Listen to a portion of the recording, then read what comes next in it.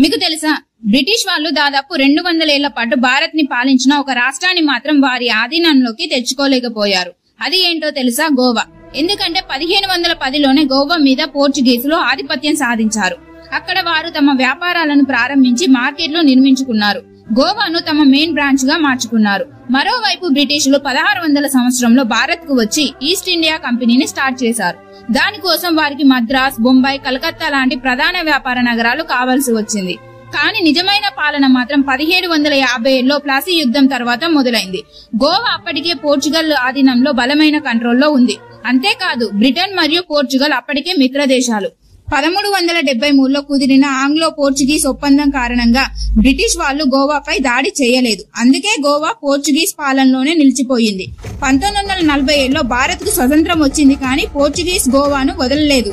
కానీ గోవా ప్రజలు కూడా స్వతంత్రం కోసం ఉద్యమాలు చేస్తున్నారు. చివరికి భారత సైన్యం 1961 డిసెంబర్ 17న ఆపరేషన్ విజయ్ ప్రారంభించి కేవలం 36 గంటల్లోనే గోవాను విముక్తి చేశారు.